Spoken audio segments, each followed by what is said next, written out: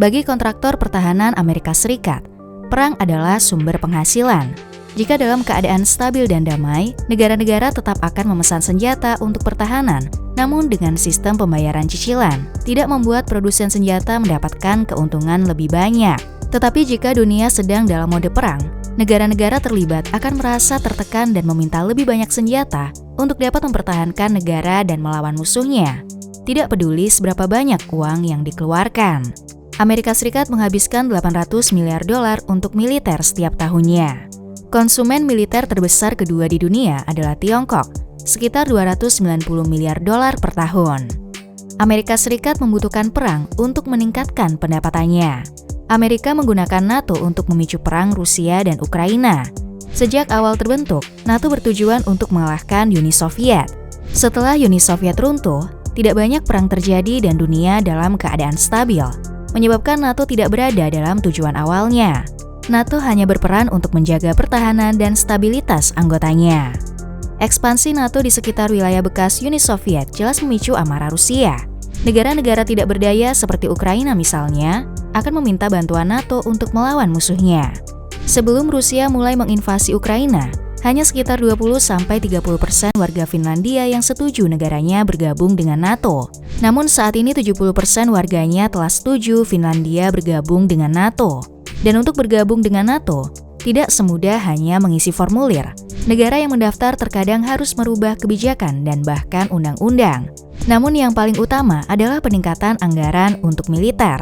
Setiap anggota NATO harus menganggarkan dan menghabiskan 2% dari PDB negaranya setiap tahun untuk kebutuhan militer. Denmark misalnya, pada tahun 2021 PDB-nya hampir 200 miliar dolar. Dan sebagai anggota NATO, Denmark harus menghabiskan 8 miliar dolar untuk militernya. Jika Finlandia bergabung dengan NATO, maka harus menghabiskan 6 miliar dolar untuk militernya. Finlandia telah memesan 64 persenjataan perang yang harga satuannya adalah 110 juta dolar, hanya untuk mendapatkan kesempatan baik bergabung dengan NATO. Kemungkinan perang, terutama perang yang berkaitan dengan Rusia, secara alami akan membuat negara-negara lain meminta perlindungan NATO.